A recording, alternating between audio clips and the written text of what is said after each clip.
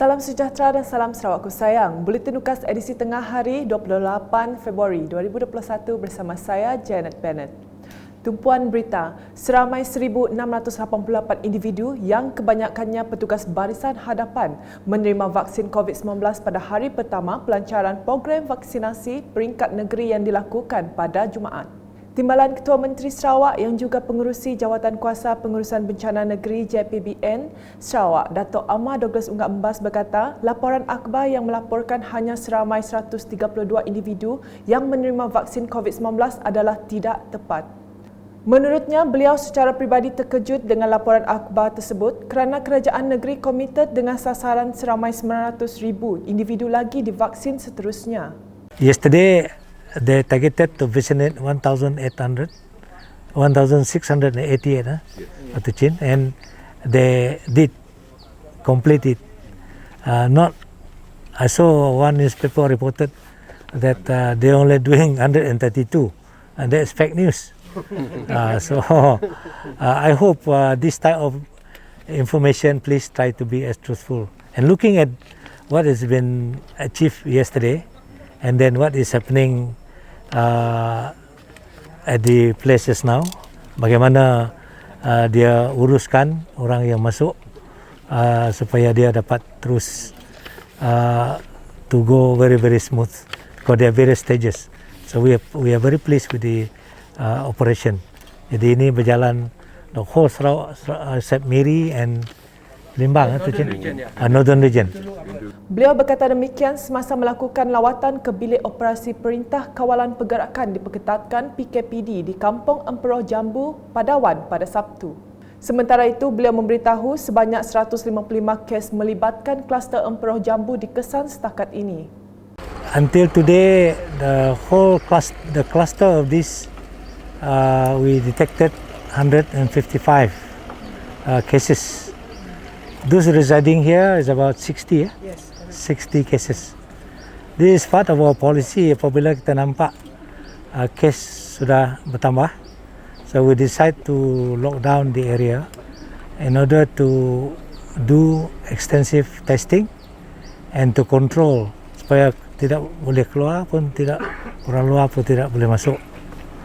Hadir sama Menteri Muda Pengangkutan Sarawak Merangkap Adun Mambong, Datuk Dr. Jerib Susil, Timbalan Setiausaha Kerajaan Negeri Sarawak, Transformasi Luar Bandar Merangkap Timbalan Pengurusi JPBN Sarawak, Datuk I Pahon Joik dan Pengarah Jabatan Kesihatan Negeri Sarawak, Dr. Chin Zing Hing. Laporan seterusnya, Kementerian Pelancongan Seni dan Budaya Malaysia MOTEK terus memberi perhatian kepada setiap kawasan dan tempat yang mempunyai nilai dan daya tarikan pelancongan, seni dan budaya untuk diangkat sebagai produk pelancongan baru yang boleh diketengahkan.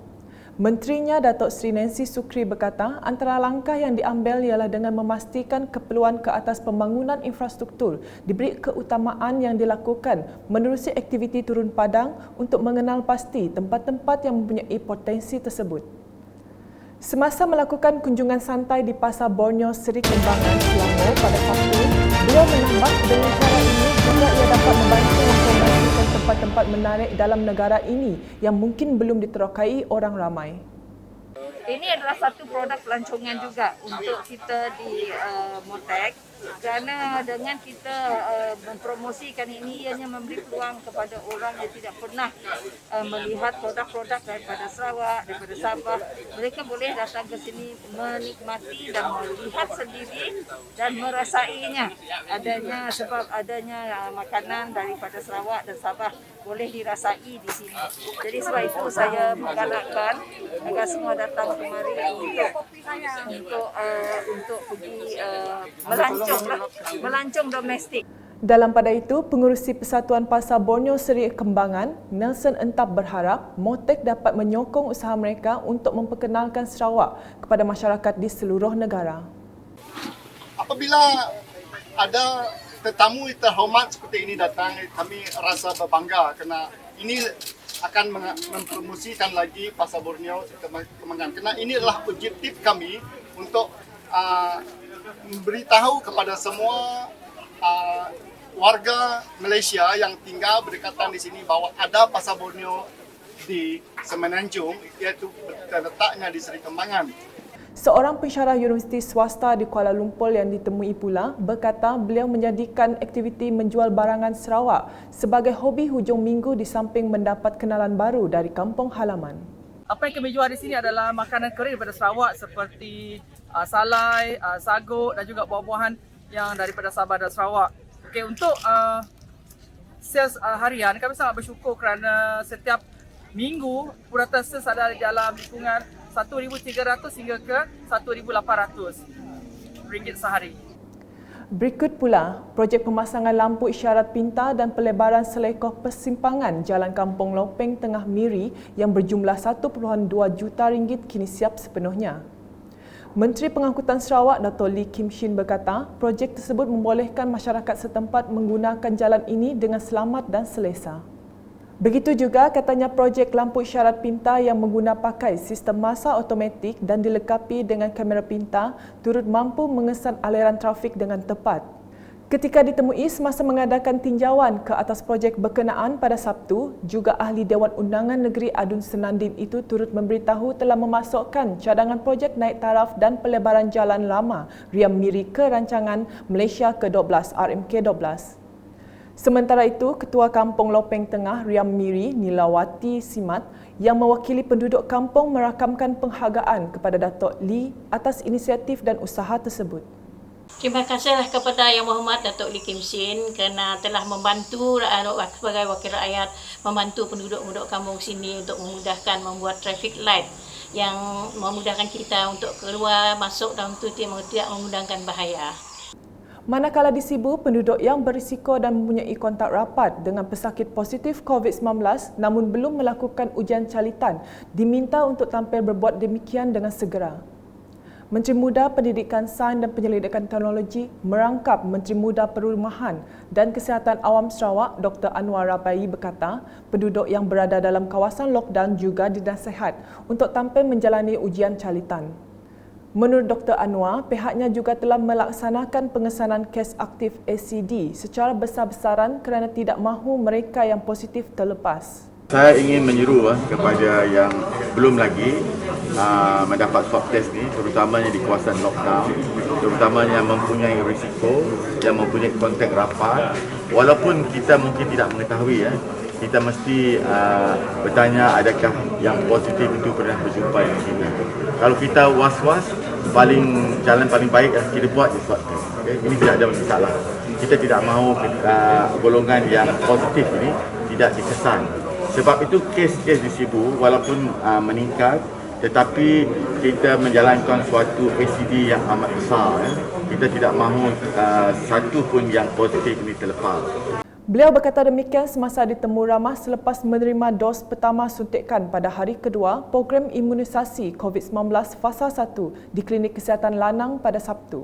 Mengulas mengenai program imunisasi COVID-19, Ahli Dewan Undangan Negeri Adun Nangka itu menambah masyarakat semakin menunjukkan penerimaan positif terhadap program berkenaan. Saya telah melihat daripada beberapa hari ini apabila saya melakukan live FB soalan yang dikemukakan oleh penonton mengenai vaksinasi ini sudah berubah. Dahulu banyak soalan-soalan yang mereka rasa takut untuk mengambil. Sekarang mereka bertanya soalan-soalan whether I can have it or not. Itu suatu yang positif. Dulu mereka takut, ini tanya ini betulkah, ini ada kesan sampingan, ini ada yang macam-macam. Soalan yang persepsi negatif disebabkan propaganda sebelum ini yang mereka telah terima. Tetapi setelah saya menjalankan live FB mengenai vaccination ini, saya nampak ada perubahan persepsi di mana mereka bertanya yang lebih positif. Adakah saya sepatut dapat, why I cannot have it, and then banyak macam spesifik. Adakah saya penyakit darah tinggi boleh dapat. Dulu tidak ada soalan-soalan macam itu.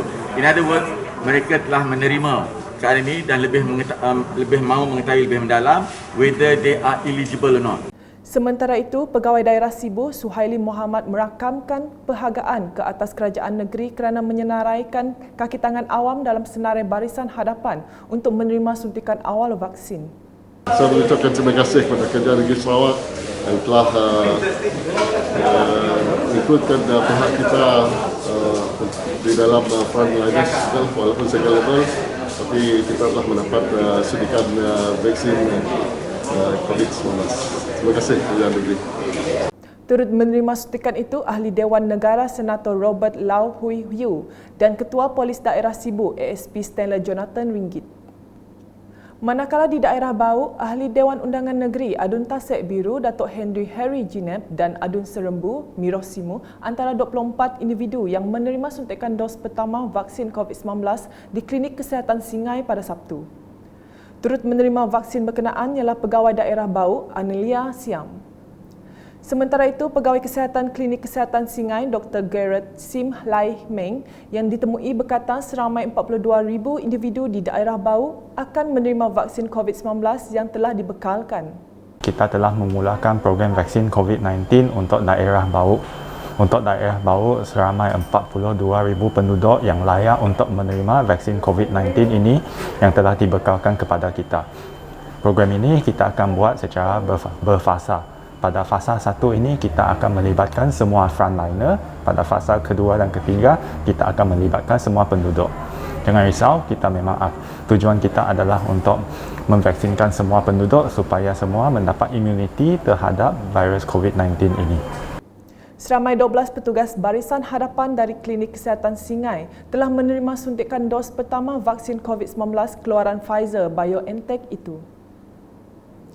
Di Betong pula, warga Sarawak khususnya yang berusia 18 tahun ke atas digalakkan untuk mengambil suntikan vaksin COVID-19. Menurut Ahli Dewan Undangan Negeri Adun Laya Garrett Rentap Jabu, pengambilan vaksin sangat penting sebagai langkah untuk memutuskan penularan jangkitan wabak COVID-19. Saya menegaskan semua kita di Sarawak untuk mengambil vaksinasi 18 tahun ke atas kerana ini akan dapat mengurangkan penularan wabak COVID-19 terutama di masyarakat kita. Dan kita di Betong, kita melihat kes sudah meningkat dan saya menggalakkan mereka yang ada terlibat terutamanya dengan perayaan ataupun pergi ke rumah-rumah lain kalau berasa ada bergejala ataupun berhubung dengan mereka-mereka ini, mohon pergi ke klinik kesihatan untuk mendapatkan swab test. Kerana kalau kita dapat cepat melihatkan keputusan swab test, dapat kita cepat bertindak untuk menahan penularan wabak 19 terutama di masyarakat kita Betong ini. Garrett berkata demikian ketika ditemu ramah selepas menerima suntikan dos pertama vaksin di Klinik Kesihatan Mit Laya semasa melancarkan program vaksinasi COVID-19 daerah Betong pada Sabtu. Tambah beliau, pengambilan vaksin telah terbukti dapat mengurangkan jangkitan wabak itu sekaligus memberi sinar baru kepada rakyat kembali menjalani kehidupan seperti sebelumnya. Ini telah ternyata di banyak tempat di seluruh dunia. Sekarang telah lebih 200 juta vaksinasi telah diberikan kepada penduduk di dunia ini, dan daripada itu kita ingin melihat 70% daripada populasi kita terutama di Sarawak mendapatkan vaksinasi supaya tidak ada penularan yang lebih meningkat di kita. Kerana kita ingin, kita mahu dan kita mesti dapat balik kepada hidupan harian yang seperti yang telah lalu. Seramai 144 petugas kesihatan dari klinik-klinik kesihatan di dalam daerah Betong dan juga kaki tangan pejabat kesihatan bahagian Betong dijadual menerima suntikan fasa pertama program berkenaan. Seterusnya di Serian dengan program vaksinasi COVID-19, anjuran Jabatan Kesihatan Bahagian Serian bersama Jawatan Kuasa Pengurusan Bencana Bahagian Serian telah berlangsung dengan jayanya bertempat di Dewan Masyarakat Serian pada Sabtu. Program yang bermula dari jam 8 pagi itu melibatkan kira-kira 50 petugas barisan hadapan, ketua jabatan dan kaki tangan pejabat yang terpilih. Pengambilan vaksin COVID-19 tersebut diketuai oleh Ahli Dewan Undangan Negeri Adun Kedup, Martin Ben, diikuti Residen Bahagian Serian, Tuah Suni. Sementara itu, Martin Ben menyeru kepada orang ramai supaya tidak perlu was-was dan takut untuk mengambil vaksin kerana ia sememangnya selamat dan telah dikaji secara klinikal. Sekian edisi Tengah Hari bersama saya, Janet dan kru penerbitan. Berita lebih lanjut boleh didapati di semua platform media sosial UKAS termasuk portal ukas.sarawak.gov.my dan pastikan anda subscribe UKAS channel di YouTube. Salam UKAS.